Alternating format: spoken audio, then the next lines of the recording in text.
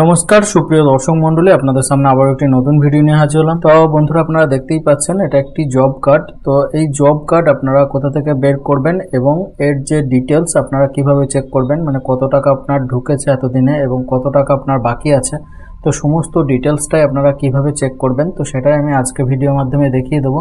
তো চলুন স্কিপ না করে ভিডিওটি শেষ পর্যন্ত দেখতে থাকুন।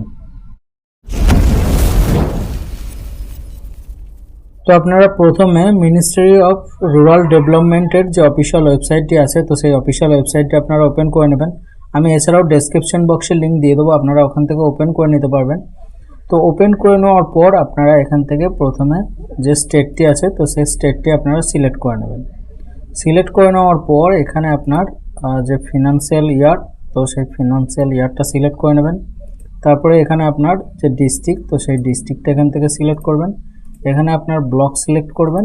তারপরে এখানে আপনার যে জিপি আছে, তো সেই জিপিটা এখানে সিলেক্ট করে নেবেন। ওকে, সিলেক্ট করে নেওয়ার পর প্রসিড অপশনে ক্লিক করে দেবেন।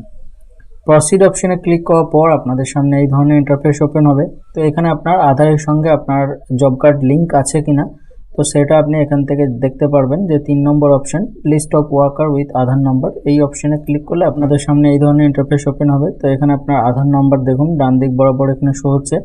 এখানে আপনার যে জব কার্ড, তো সেই জব কার্ড নাম্বার এখানে আপনারা কন্ট্রোল F প্রেস করে আপনার নাম দিয়ে এখানে সার্চ করতে পারবেন, বা আপনার জব কার্ড নাম্বার ধরেও আপনারা এখানে সার্চ করতে পারবেন। এখান থেকে আপনারা দেখে নেবেন যে আধার লিঙ্ক আছে কিনা। ওকে, তারপর আপনারা পুনরায় এই পেজে চলে আসবেন এবং আসার পর এখানে 4 নম্বর option job card enrolment registered, এই অপশনে ক্লিক করবেন।